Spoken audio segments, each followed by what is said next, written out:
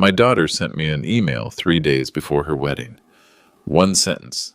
You're uninvited. Watch Livestream wedding. I'm Finn Williams, CEO of CloudSync Technologies. I built this company from nothing. I also built my daughter's entire lifestyle, her Stanford education, her Tesla, her $80,000 wedding that I was paying for. But apparently, I wasn't good enough to attend it. Florence decided her tech mogul father was too embarrassing for her future in-laws. Old San Francisco money versus new Silicon Valley success. They wanted sophistication. I represented complications. Here's what Florence forgot when she hit send on that email. When you build a tech empire in Silicon Valley, you don't just make money. You make connections. You become part of an ecosystem where every business relationship matters. And sometimes that ecosystem includes every single vendor your ungrateful daughter just hired for her dream wedding. I want you to subscribe to this channel because stories like this matter. Real consequences for real disrespect. And let me know in the comments where you're watching from. I guarantee every parent watching understands exactly how this feels. This is what happened when my daughter learned the difference between funding a wedding and earning an invitation. And why sometimes the most loving thing a father can do is teach his child that actions have consequences. Starting with one phone call that changed everything. Let me show you exactly what 8 years of being an ATM looks like. After Elena and I divorced in 2016, I made a promise. Florence would never feel the financial strain of our failed marriage. That promise cost me $847,000. I have every receipt. Stanford tuition, $96,000. Room and board, $68,000. Her Tesla Model S, $85,000. Plus $1,200 a month in payments I still cover. Mission District Loft, $4,500 monthly rent, paid automatically from my account for 3 years running. Then there were the extras. Spring break in Cabo, $8,000. Summer in Europe, $15,000. Her laptop died during finals. $3,000 MacBook Pro, delivered same day. Wardrobe for her internship at mom's PR firm. $12,000 at Nordstrom. Because image matters in this business, Dad. I kept detailed records. Not because I'm obsessive, but because I'm a businessman. Every expense, every transfer, every gift, documented. What I didn't document was the gradual shift in how she spoke to me. Thanks, Dad became, can you Venmo me? Which became, I need money transferred by tomorrow. The please disappeared first. Then the explanations. Finally, even basic courtesy. Last Christmas, I flew to San Francisco to take her to dinner. She showed up 40 minutes late, spent 30 minutes on her phone, then asked if I could cover her friend's meal too. When I mentioned feeling ignored, she said, Dad, you're being dramatic. This is just how my generation communicates. But it wasn't generational. It was personal. She'd learned to see me as a resource, not a relationship. The pattern became crystal clear during her engagement party last February. Trevor's family, old San Francisco money, the kind that whispers about new tech wealth, treated me like hired help. Trevor's father, Charles Blackstone, actually asked if I was the caterer when I walked into his Pacific Heights mansion.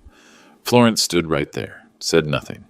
Let me introduce myself while her future father-in-law looked confused about why the help was shaking his hand. Later that night, I heard her on the phone with her mother. Dad's fine. He just doesn't understand sophisticated social situations. Trevor's family is different. More refined. Refined. As if building a company from nothing, employing 300 people, and funding her entire lifestyle wasn't sophisticated enough for San Francisco society. The wedding planning revealed the true hierarchy. Elena and Trevor's mother handled everything. Guest list, venue selection, menu tasting. I was informed of decisions, not included in making them. My role was clear. Sign checks, stay quiet, smile on command. 3 weeks ago, I tried to discuss the rehearsal dinner speech I'd been preparing. Florence looked genuinely confused. Oh, Dad, we decided Trevor's father is doing the father of the bride speech. He has more experience with these events, you understand, right? I understood perfectly. Charles Blackstone, who'd never held a job because he inherited everything, had more experience than the man who'd built his own fortune and raised her as a single father for 8 years. That night, I called my assistant, Margaret, pulled together everything we've spent on Florence since the divorce. Everything. The numbers shocked even me. $847,312, nearly $1 million spent on someone who decided I was too embarrassing to speak at her wedding. But here's what Florence didn't know about her unsophisticated father. When you build a tech company in Silicon Valley, you don't just make money. You make connections. You build relationships. You become part of an ecosystem where favors and partnerships interweave like code. And sometimes, just sometimes, that ecosystem includes every vendor your daughter hired for her dream wedding. The email arrived Tuesday, March 12th at 2:47 p.m. I was in a board meeting when my phone buzzed. Dad? Change of plans. Trevor's family feels the wedding should be more intimate. You're uninvited. We'll send you the live stream link. Thanks for understanding. No phone call, no conversation. Just a corporate-style notification that I'd been terminated from my own daughter's wedding, a wedding I was paying for. I excused myself from the meeting and read it again, then again. 47 words that reduced 24 years of fatherhood to a live stream viewing party for one. Margaret found me in my office an hour later, staring at my computer screen. Sir, you missed the quarterly review call. I showed her the email. Margaret has been with me for 12 years. She watched Florence grow up through school photos on my desk and parent-teacher conferences I'd call into from business trips. She's seen every report card, every graduation photo, every proud father moment I've shared. That little... She caught herself. Mr. Williams, this is unacceptable. What are my options here, Margaret? Cut off funding and look like the vindictive ex-husband? Show up anyway and cause a scene? Send a nice card and pretend this is normal? Sir, may I suggest a different question? What message does accepting this send? She was right. If I did nothing, if I smiled and watched from my computer while Trevor's father gave my speech and Elena played happy family with her new in-laws, what was I teaching Florence about consequences? More importantly, what was I teaching myself about self-respect? I pulled up the wedding contracts. $80,000 in vendor agreements, all signed by CloudSync Technologies as guarantor. The venue deposit alone was $15,000. Catering minimum, $35,000 for 200 guests. Photography package, $8,500. Floral arrangements, $12,000. Every contract bore my signature.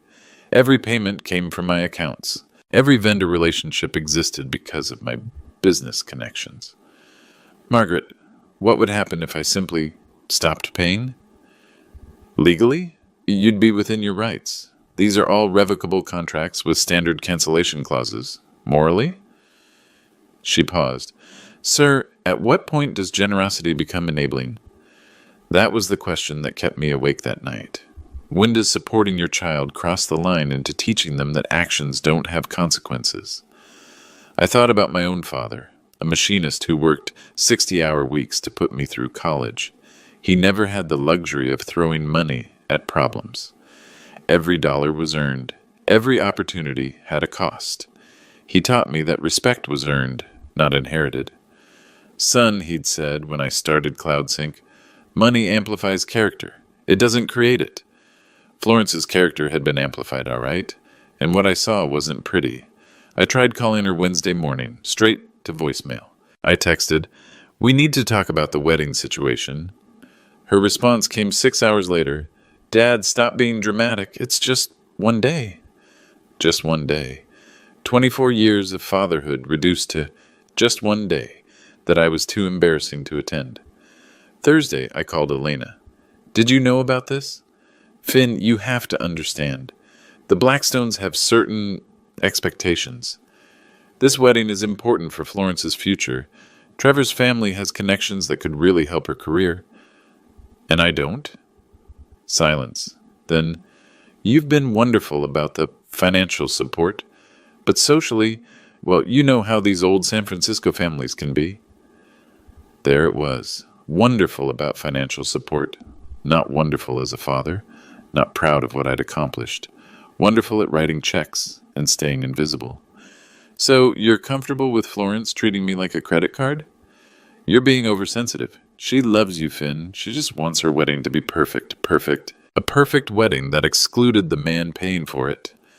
That night, I sat in my Palo Alto house, the house Florence had called too flashy when Trevor first visited, and did the math. If I continued down this path, accepting disrespect, because family comes first, where would it end? Would I pay for her house while being excluded from the housewarming? Fund her children's education while being deemed too embarrassing for school events? Write checks for grandchildren I'd only see through social media? The stakes were bigger than one wedding. This was about establishing what kind of relationship we'd have for the next 30 years. This was about whether love required respect or if money could substitute for dignity. By Friday morning, I'd made my decision. But first, I needed to understand exactly how much power I actually had. Friday morning, I called Florence directly. This time she answered, "Dad, I'm at work. Can this wait?" "No, we need to discuss the wedding." I heard her sigh. "Dad, I already explained. It's complicated." "Explain it again, because from where I sit, you've uninvited me from an event I'm funding." "Don't be dramatic. It's not about you." "Florence, I've spent $47,000 on deposits alone. How is this not about me?" Her voice sharpened. "See? This is exactly why Mom said you'd react this way. Everything's always about money with you." "Everything's about money. I've spent $800,000 on you since the divorce." "I never asked for that." The audacity hit me like ice water. "You never asked? Your Tesla payments, your rent, your credit cards, who did you think was paying for those?" "Dad, you're embarrassing yourself. Successful parents support their children. It's normal.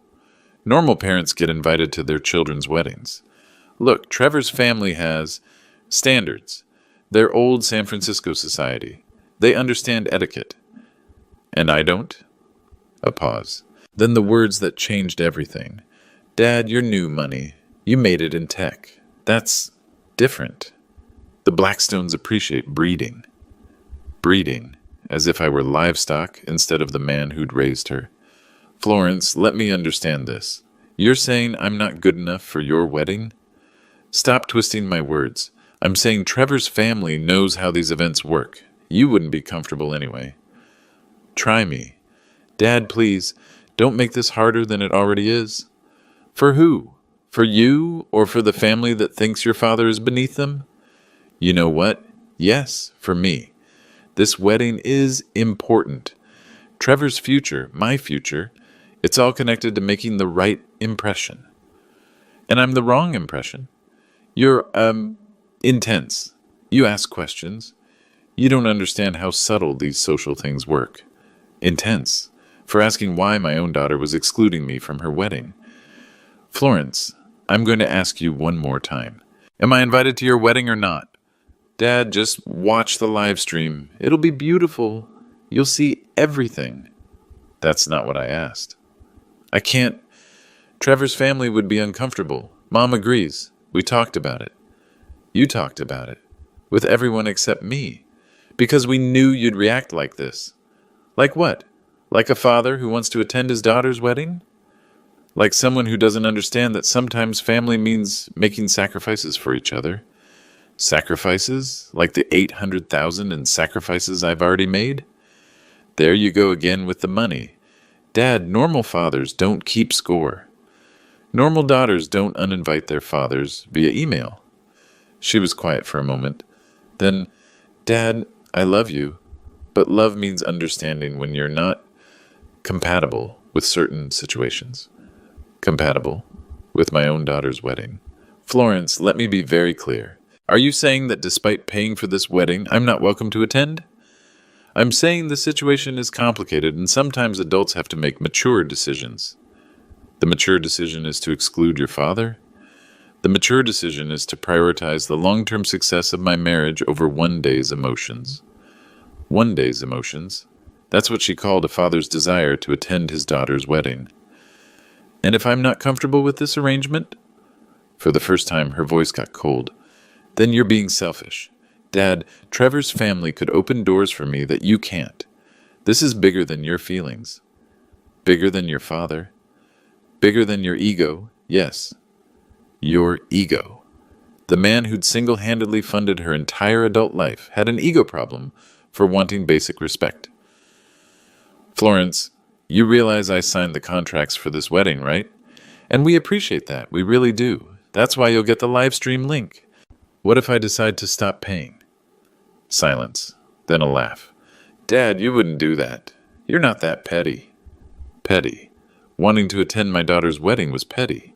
You're sure about that? Dad, you've spent 24 years being my father. You're not going to ruin my wedding because your feelings are hurt. My feelings aren't hurt, Florence. I'm reconsidering the relationship dynamics. What does that mean? It means I'm wondering why I should fund a wedding that I'm too embarrassing to attend. Because you love me. Because that's what fathers do. What do daughters do, Florence? They make their own decisions about their lives. Without considering their fathers. Without being controlled by them, yes. Controlled. Paying for her lifestyle was control, but excluding me from her wedding was independence. Florence, I want you to think very carefully about your next words. Do you believe I should pay for a wedding that I'm not allowed to attend? I believe you should want me to be happy. And my happiness? Your happiness isn't my responsibility, Dad. I'm 24. I get to choose my own life. You're absolutely right. You do get to choose your own life. Good. So we're settled. We're settled. You've made your choice. Now I'll make mine. What's that supposed to mean? It means you're about to learn the difference between generosity and obligation. Dad, you're scaring me. Good. You should be scared. Because for the first time in 8 years, you're about to face consequences for your choices. I hung up. Margaret was standing in my doorway. How did it go? She called me petty, controlling, and embarrassing, said Trevor's family has standards I don't meet. Sir? Yes? Would you like me to start making some calls? I looked at my phone. My daughter had just told me I wasn't good enough for her wedding, but my money was good enough for her lifestyle. Margaret, let's say exactly how much influence this embarrassing father really has. Margaret Foster has been my executive assistant for 12 years. In Silicon Valley, where loyalty lasts about as long as a product cycle, that's several lifetimes. She started when CloudSync was a 30-person startup operating out of a converted warehouse in San Jose. Now we occupy 4 floors in Palo Alto, and she runs my professional life with military precision. What most people don't know about Margaret is that she came to us from BlackRock, where she managed relationships for a portfolio worth $3 billion. She didn't just answer phones and schedule meetings. She knew where money moved, and more importantly, who moved it. Sir, she said, settling into the chair across from my desk with her iPad, before we do anything irreversible, I think you should understand exactly what you control. I thought I knew. CloudSync Technologies, my investment portfolio, the house, the cars, the obvious assets of a successful tech entrepreneur. I was wrong. Let's start with the wedding vendors, Margaret said, swiping through screens of information. Bella Vista Country Club. You've been a member for 8 years. More importantly, CloudSync's corporate events have generated over $400,000 in revenue for them since 2019. I nodded. I knew that. What you might not remember is that we helped them secure their liquor license renewal last year. Your letter of recommendation was crucial. I'd forgotten about that. The club had run into regulatory issues, and my testimony about their community contribution had carried weight with the city council. Elegant Events Catering. You've used them for every company function since 2020. They depend on corporate accounts like ours for 60% of their revenue. I remember their owner, Patricia Hendricks. And sir, her daughter got into Stanford partly because of your recommendation letter. You mentored her through the application process. That stopped me. Jennifer Hendricks. Bright kid, wanted to study computer science. I'd spent hours reviewing her essay, made calls to admissions contacts. I'd forgotten Patricia was her mother. Artisan Florals, Margaret continued. The owner, David Chen, supplies flowers for our lobby. Has for 6 years. His brother works in our IT department. David Chen. Good man. First-generation immigrant who'd built his business from nothing. We'd bonded over the entrepreneur struggle. His brother Tony was one of our best network administrators. Margaret, are you telling me I know all of Florence's vendors? Sir, you don't just know them. You're essential to their businesses. CloudSync isn't just a client. You're the client that pays their mortgages. She kept scrolling. Morrison Photography. Finn Morrison shot our company retreat last year. Said it was his biggest contract ever. The venue management? Bella Vista's events director is Amanda Walsh. Her husband works for our biggest client, Systech Solutions. You golf with him monthly. The picture was becoming clear. Florence had hired vendors in a Silicon Valley ecosystem where my company was a major player. Not intentionally, she probably didn't even know these connections existed. But in the interconnected world of Bay Area business, 6 degrees of separation was more like 2. Margaret, what are you suggesting? I'm not suggesting anything, sir. I'm stating facts. Every vendor your daughter hired depends on relationships you either control or significantly influence.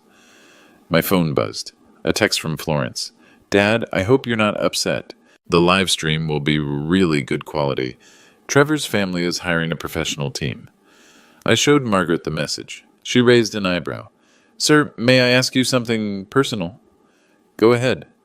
If one of your business partners treated you the way Florence just did, took your money but excluded you from the decision-making, what would you do? I'd terminate the partnership immediately. And if they claimed you were being emotional or unreasonable? I'd let the consequences speak for themselves. Margaret nodded. Sir, you built CloudSync by being decisive, by not accepting disrespect from anyone, regardless of their position or relationship to you. She was right. In business, I'd never tolerated the treatment I was accepting from my daughter. I'd ended partnerships with companies worth millions because they'd tried to dictate terms that undermined my dignity. But this is family. Sir, with respect, family relationships still require mutual respect. Actually, they require more respect, not less. Another text from Florence. Also, can you handle the final vendor payments this week? Trevor's family shouldn't have to worry about logistics. The audacity was breathtaking.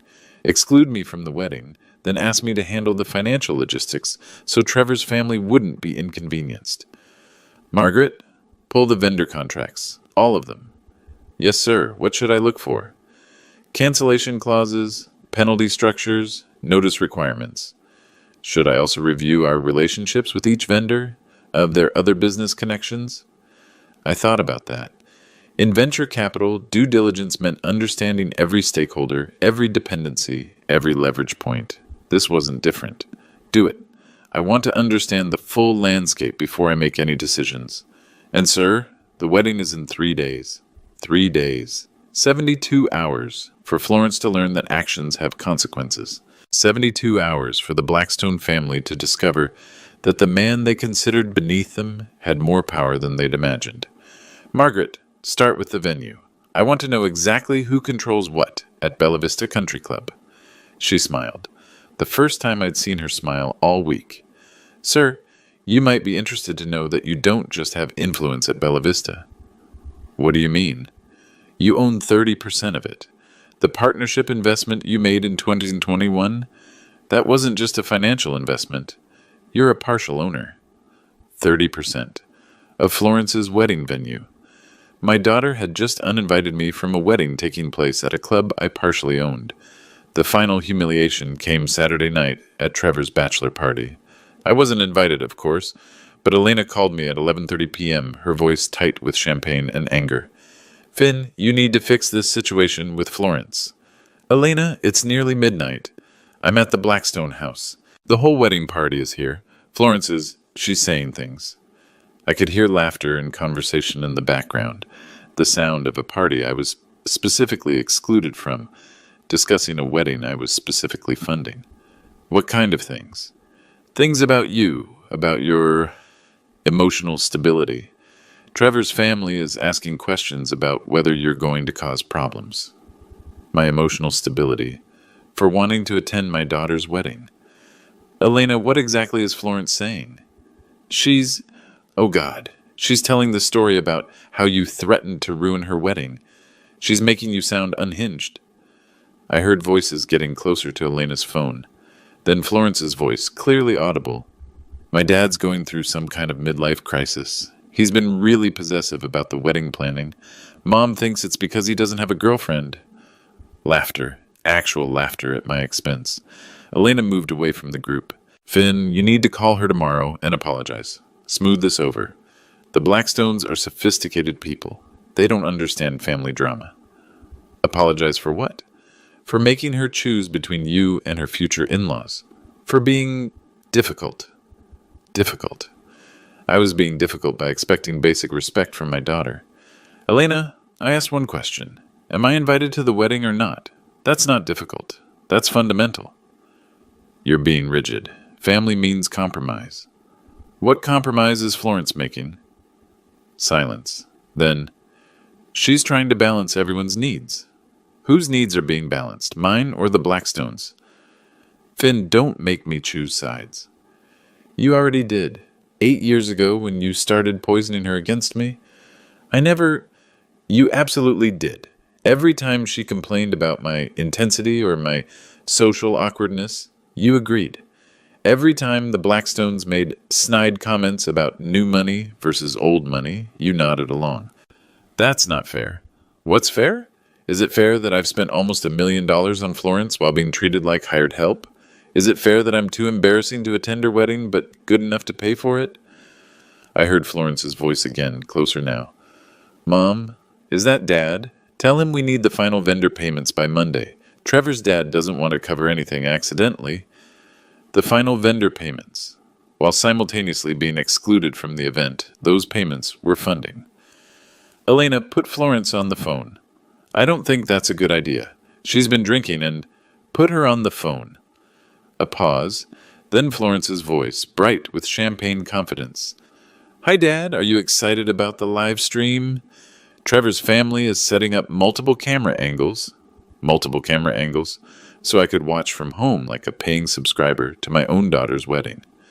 Florence, I want you to listen very carefully. Are you telling me that while I'm paying for this wedding, I'm not welcome to attend? Dad, we've been through this. It's complicated. It's not complicated. Yes or no? Am I invited to your wedding? I heard whispers in the background, then Trevor's voice. Florence, just tell him no. Be direct. Just tell him no. My future son-in-law coaching my daughter on how to exclude me more efficiently.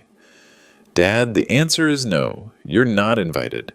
But the live stream will be amazing and... Florence, stop. Did you just say I'm not invited to your wedding? Correct. You're not invited. The words hung in the air. After 8 years of funding her life, after 24 years of being her father, she'd just confirmed that I wasn't welcome at the most important day of her life. But the vendor payments are still expected. Well, yes, those are separate issues. Separate issues. Dad, you're being weird about this. Lots of parents don't attend their children's weddings. It's not personal. Not personal. Being excluded from my daughter's wedding wasn't personal. Florence, whose idea was it to exclude me? It was a group decision. Trevor's family, Mom, me, we all agreed it would be better this way. Better for who? Better for everyone. Dad, you don't really fit with Trevor's family. They're very traditional, very proper. You ask too many questions. You challenge people. It makes everyone uncomfortable. I asked too many questions, like the question of why my daughter was excluding me from her wedding. So I make Trevor's family uncomfortable. Yes, frankly, yes. Charles Blackstone asked Mom if you had boundary issues, because you kept asking about the guest list and seating arrangements. Boundary issues, for wanting to know where I'd sit at a wedding I was funding. And you agreed with that assessment. Dad, you have to understand, the Blackstones are San Francisco society. They've been going to these kinds of events for generations. They know how things are supposed to work. And how are things supposed to work, Florence? Family supports family. Quietly, without drama, without making everything about themselves. Everything about themselves. Wanting to attend my daughter's wedding was making everything about myself. Florence, let me ask you something. If Trevor's father had paid for this entire wedding, would he be invited? A pause. That's different. How is it different? Because he's Trevor's father. And I'm your father. But Trevor's father understands social protocol. He knows how to behave at these events. How to behave. The man who'd built a company from nothing, who'd raised her as a single father, who'd funded her entire lifestyle, didn't know how to behave at his own daughter's wedding. Florence, what would Trevor's father have to do to get uninvited from the wedding? Dad, that's not... What would he have to do? Hit someone? Steal something? What level of behavior gets a father uninvited from his child's wedding? You're being dramatic. I'm being precise. What did I do to get uninvited? You made people uncomfortable with your questions and your expectations. My expectations of attending my daughter's wedding. Your expectations of controlling every detail. I asked about seating arrangements and guest lists. For a wedding I'm paying for. See? You're doing it again. Making everything about money. Making everything about money while asking me to pay for everything. I heard Charles Blackstone's voice in the background. Is that her father? Perhaps someone should explain that persistence isn't always a virtue. Persistence. Wanting to attend my daughter's wedding was persistence. Florence, I want you to tell Trevor's father something for me. Dad, please don't. Tell him that the persistent father he's so concerned about just made a decision about the wedding funding. What kind of decision? Tell him he's about to learn the difference between old money and new money. Dad, what does that mean? It means old money inherits power. New money builds it. And tomorrow I'm going to show your future family exactly what built power looks like. I hung up. Margaret was right. For 12 years, I'd built a company by refusing to accept disrespect from anyone. It was time to apply those same principles to my family relationships. Starting tomorrow morning, Sunday morning, I arrived at my office at 6 a.m. Margaret was already there with coffee and a detailed breakdown of every vendor contract, every business relationship, every connection point between CloudSync Technologies and Florence's wedding. Sir, I've confirmed the ownership structure. Bella Vista Country Club. You own 30% through the Peninsula Hospitality Partners, LLC, that we established in 2021. I remember that investment. The club had needed capital for renovations after COVID losses.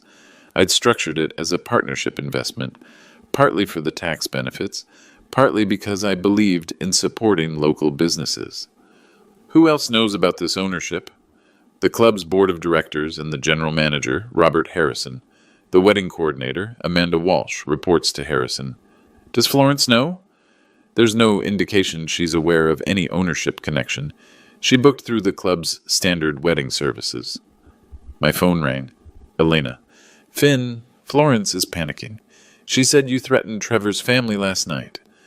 I didn't threaten anyone. I told her they were about to learn something about built power versus inherited power. What does that mean? It means I'm done being treated like a credit card with boundary issues. You're scaring her. Good. She should be scared. For 8 years, she's operated under the assumption that my money comes with no expectations of respect. That assumption is ending. Finn, please, think about what you're doing.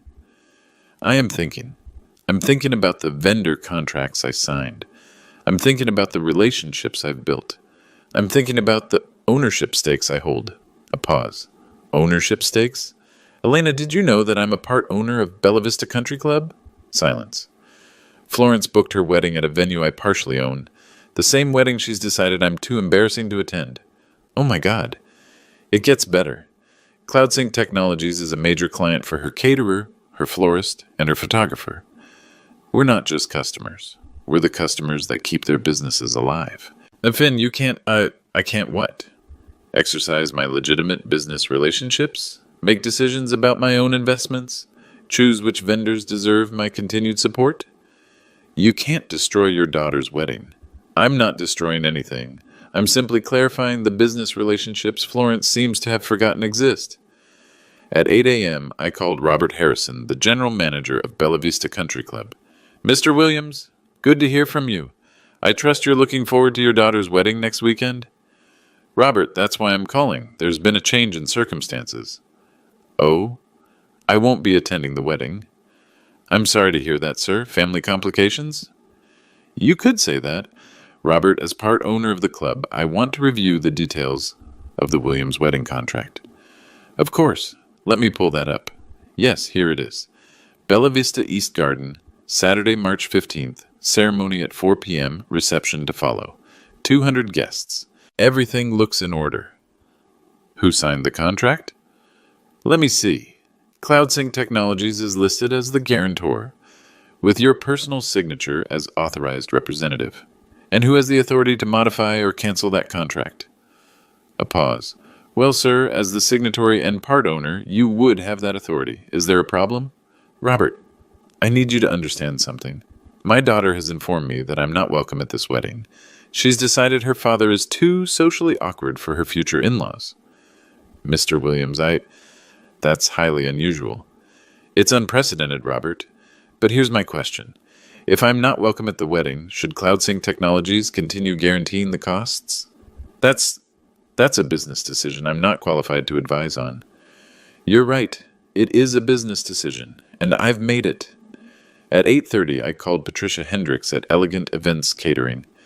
Finn, so good to hear from you. We're all set for Florence's wedding. The menu is going to be spectacular. Patricia, I need to discuss the contract terms. Is there a problem with the menu? We can still make adjustments. The problem isn't the menu. Patricia, did you know that I'm not invited to this wedding? Silence. I'm sorry, what did you say? Florence has decided that her father, the man paying for the catering, is too embarrassing to attend the wedding. Finn, that can't be right. It's completely right. I have the email. Would you like me to forward it? This is very awkward. We've never had a situation where the guarantor wasn't attending the event. Neither have I. Patricia, I want to ask you something personal. When your daughter was applying to Stanford, and I wrote that recommendation letter, did you appreciate the support? Of course. Jennifer still talks about how much your guidance meant to her. And when CloudSync became your biggest corporate client, did that matter to your business? Finn, you know it did. Corporate events are 40% of our revenue. So you'd say I've been a good partner to your family and your business? Absolutely. Then help me understand why I should continue funding a catering contract for an event I'm not allowed to attend. Another long pause. Finn, I honestly don't know what to say. This puts us in a very difficult position. Patricia, I'm not asking you to choose sides.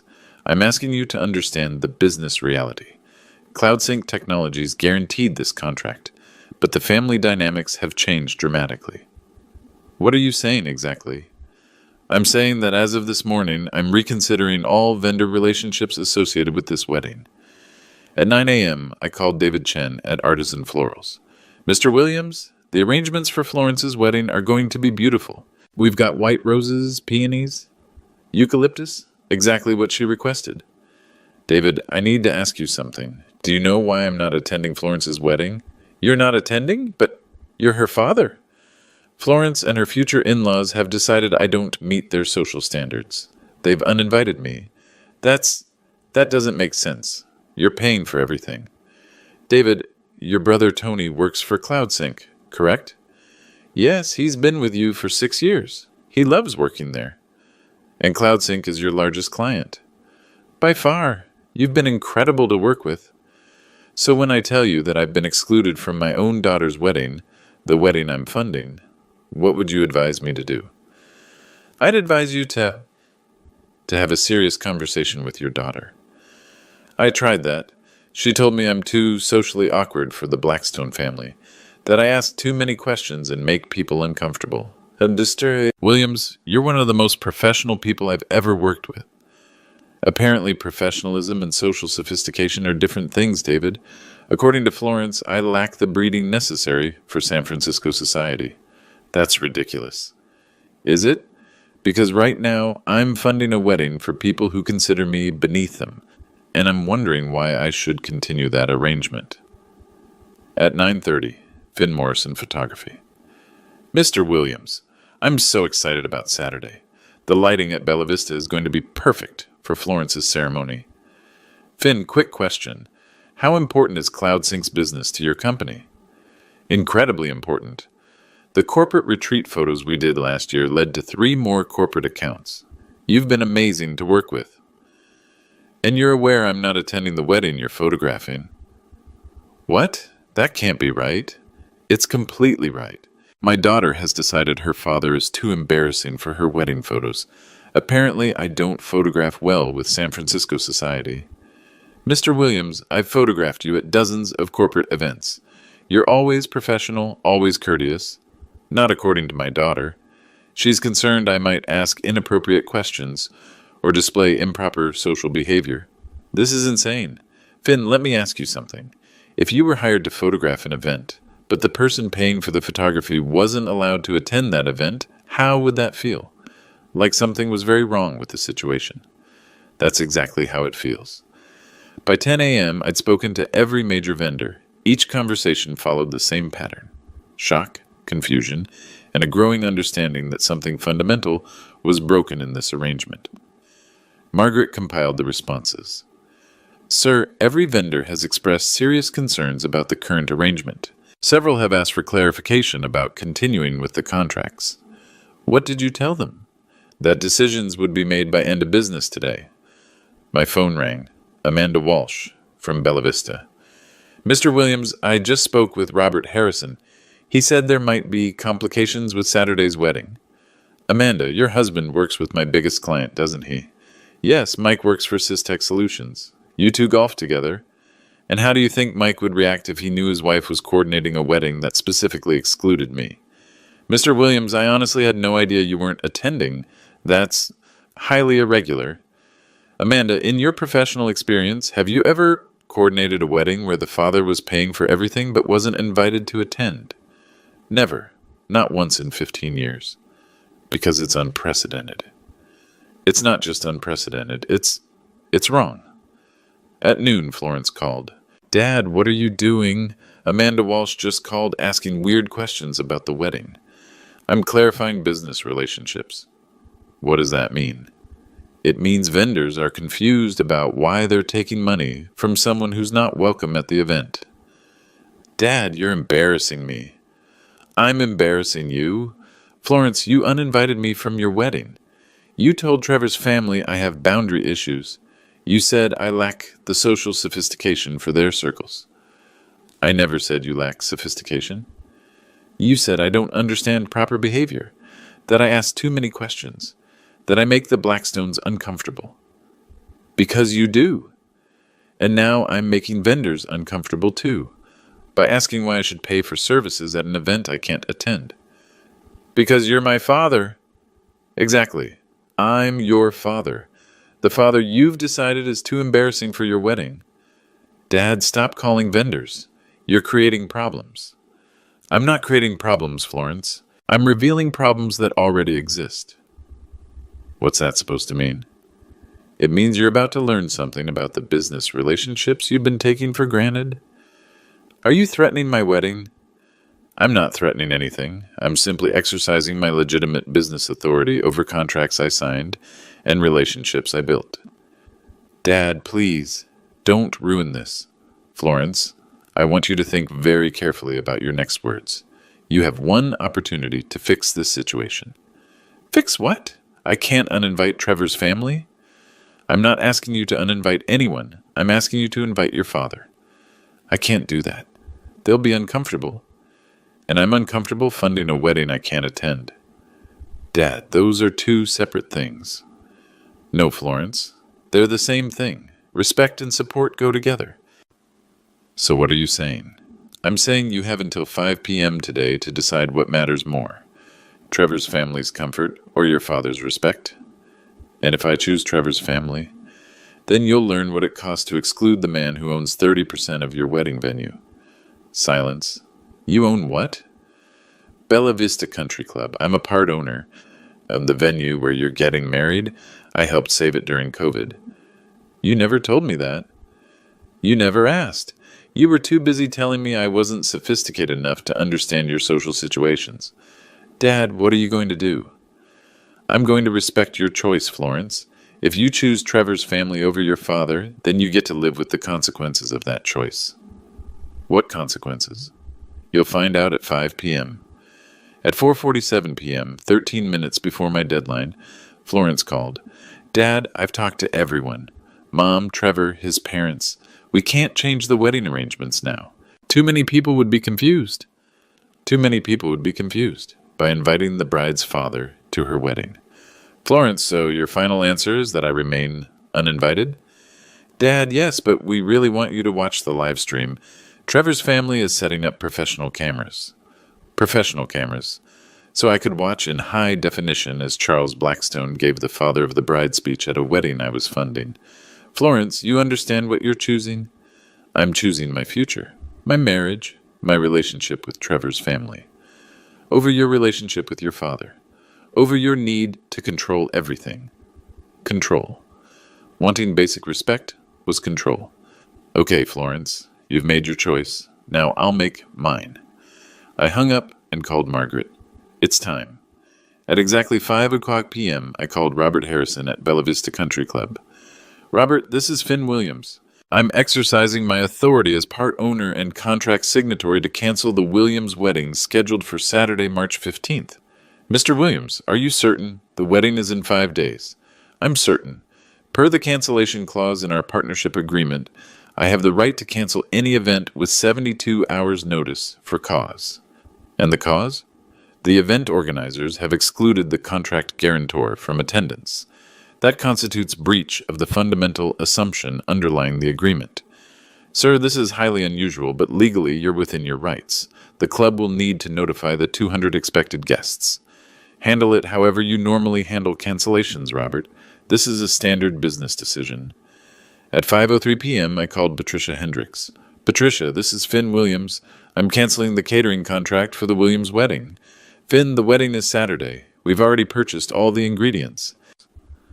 Patricia, I understand the timing is challenging, but I can't in good conscience fund catering for an event I'm prohibited from attending. What about the penalty fees? I'll honor all penalty clauses in the contract, but CloudSync Technologies will not be paying for services at an event where I'm unwelcome. Finn, I understand your position, but this puts us in a terrible situation. Patricia, you're not in a terrible situation. You're in a business situation. A client has canceled a contract with proper notice and penalty payments. That's normal business. At 5:05 p.m., David Chen. David, this is Finn Williams. I'm canceling the floral contract for Saturday's wedding. Mr. Williams, we've already created all the arrangements. David, I'll pay the full contract amount plus penalties, but I won't fund flowers for a wedding that has excluded me. This is going to devastate Florence. David, Florence made this choice. She decided her father wasn't appropriate for her wedding. Now she gets to experience the consequences of that decision. At 5:07 p.m., Finn Morrison. Finn, I'm canceling the photography contract for the Williams wedding. Mr. Williams, I've already blocked out the entire weekend. I'll pay you for the full weekend as contracted, but I won't fund photography of an event I'm banned from attending. What should I tell Florence? Tell her this is what respect costs. By 5:15 p.m., every vendor had been notified. Margaret had coordinated the legal notifications and penalty payments. Total cost of cancellations, $34,000 in penalties and fees. Still 60% less than the original wedding budget. At 5:30 p.m., my phone started ringing. Elena. Finn, what have you done? I've honored Florence's decision to exclude me from her wedding. You've ruined her wedding. I haven't ruined anything. I've simply stopped funding an event I'm not allowed to attend. She's hysterical.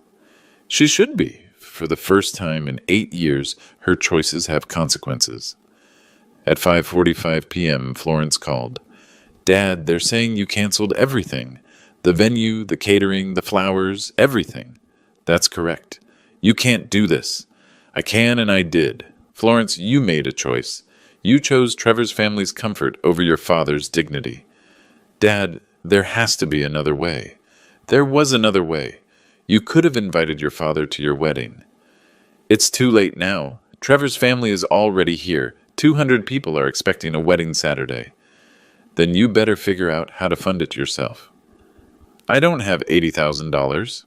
Neither do I. Not for events I'm excluded from. Dad, please, I'll do anything. Will you invite me to the wedding? Silence. I can't. Trevor's parents would be so confused. They've already planned the whole day around you not being there. Then you have your answer. Dad, this is cruel. Florence, what's cruel is spending 8 years funding someone who treats you like hired help. I never treated you like hired help. You uninvited me via email. You told people I have boundary issues. You said I lack the social sophistication for your wedding. How's that different from treating me like hired help? Because you're my father. You're supposed to support me no matter what. No matter what? No matter how disrespectfully you treat me? Family means unconditional support. Family means mutual respect, Florence. Support without respect is just enabling. So you're destroying my wedding to teach me a lesson? I'm not destroying anything. I'm setting boundaries. For the first time in 8 years, I'm requiring respect as a condition of support. Dad, please, I'm begging you. Florence, there's still time to fix this. You could call your guests, explain that there was a misunderstanding, and invite your father to your wedding. I can't do that to Trevor's family. Then you can't have your father's financial support. You're making me choose between you and my marriage. No, Florence, you already made that choice. I'm just honoring it. At 6 p.m., Margaret brought me a summary. All contracts officially canceled. All penalty payments processed. The venue will notify guests tomorrow morning. What's the total damage? $34,000 in penalties. The charity donation of $80,000 goes through tomorrow. Charity donation? Sir, you specified that any unused wedding funds should go to the Children's Hospital. Tax deductible, and it ensures the money serves a better purpose. At 6:30 p.m., Trevor called. Mr. Williams, surely we can work this out. My family is willing to reconsider the guest arrangements. Trevor, it's too late for reconsiderations. Your family had 5 days to include me in my daughter's wedding. You chose not to. But, sir, the financial implications are your responsibility now. You wanted a wedding without Florence's father? You've got one. Fund it yourself. Mr. Williams, please be reasonable. Trevor, I am being reasonable. I'm applying basic business principles to family relationships.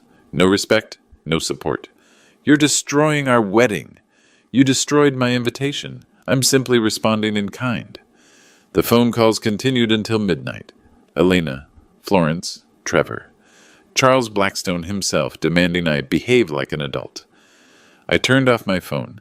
Tomorrow, 200 guests would arrive at Bella Vista Country Club to find an empty garden and a brief note explaining that the wedding had been canceled due to fundamental disagreements about family values. For the first time in 8 years, my daughter was about to learn that choices have consequences. Saturday morning, March 15th, wedding day. I woke up at 7 a.m. and made coffee. My phone had 43 missed calls and 87 text messages. I ignored them all. At 8:30 a.m., Margaret called. Sir, I thought you should know. The story is spreading on social media. What story? One of the wedding guests posted about arriving at Bella Vista to find the wedding canceled. It's been shared 400 times in the last hour. Social media. Of course. 200 confused guests with smartphones, all wondering why they'd driven to Napa for a wedding that didn't exist. What are people saying? Mixed reactions. Some are calling you vindictive. Others are saying Florence got what she deserved. The consensus seems to be that uninviting your father from your wedding is unusual. At 10 a.m., Elena called. I answered. Finn, do you see what you've done? Florence is having a panic attack. Trevor's family is furious. 200 people wasted their entire weekend. Elena, I didn't waste anyone's weekend. Florence did when she decided her father wasn't good enough for her wedding. You could have handled this privately. I tried handling it privately. Florence hung up on me. You told me I was being dramatic. Trevor's family called me persistent. So you humiliated her publicly? I didn't humiliate anyone. I simply stopped funding an event I was excluded from. The public nature of that decision was Florence's choice, not mine. Finn, she's your daughter. Exactly, she's my daughter. And she told 200 people that her father was too embarrassing to attend her wedding. At 11:30 a.m., Florence called. Dad, it's over. Trevor's family is flying back to San Francisco. They're saying the wedding is off indefinitely. I'm sorry to hear that. Are you? Because you got exactly what you wanted. Florence, what I wanted was to attend my daughter's wedding. What I got was a lesson in consequences. Trevor's parents are saying they can't trust our family's judgment, that we're too unstable for their social circle. Unstable. The Blackstone family, who'd excluded a father from his daughter's wedding, was concerned about stability. Florence, maybe that's information you should have considered before excluding me. Dad, Trevor might call off the engagement. That's between you and Trevor. How can you be so cold? I'm not cold. I'm consistent. I told you that respect and support go together. You chose to test that principle. So you're happy my relationship is ruined? I'm not happy about anything, Florence. I'm sad that it took destroying your wedding to teach you about consequences. At 2 p.m., Charles Blackstone called. Williams, you've embarrassed my family in front of 200 people. Mr. Blackstone, I've honored my daughter's wishes. She didn't want me at her wedding. Now she doesn't have to worry about it. You're a vindictive man. I'm a consistent man. Florence decided I wasn't sophisticated enough for your family. I decided your family wasn't worthy of my financial support. You've ruined a young woman's happiness over wounded pride. I've established boundaries after 8 years of being treated like an ATM. My lawyers will be reviewing your actions. Your lawyers will find that I canceled contracts that I had every legal right to cancel. I'm a part owner of the venue, the primary guarantor of the services, and the father who was excluded from his own daughter's wedding. This isn't over. Mr. Blackstone, it's completely over. Your family wanted a wedding without Florence's father. Mission accomplished. At 4 p.m., the time Florence's ceremony was supposed to begin, I received a text from an unknown number. Mr. Williams, this is Jennifer Hendricks, Patricia's daughter. My mom told me what happened. I wanted you to know that everything you did for my Stanford application meant the world to our family. I can't believe Florence treated you that way. At 6 p.m., David Chen texted, Finn, my brother Tony wanted me to tell you that everyone at CloudSync is talking about what happened. They all think Florence was wrong. You've been incredibly generous to her over the years. At 8 p.m., Amanda Walsh called, Mr. Williams, I wanted to apologize. In 15 years of wedding coordination, I've never seen a family exclude the person paying for the wedding. What happened to you was unconscionable. The validation was nice, but it didn't change the fundamental sadness of the situation. My daughter had chosen social status over family loyalty, and the consequences were exactly what any reasonable person would have predicted. Sunday morning, Elena called again.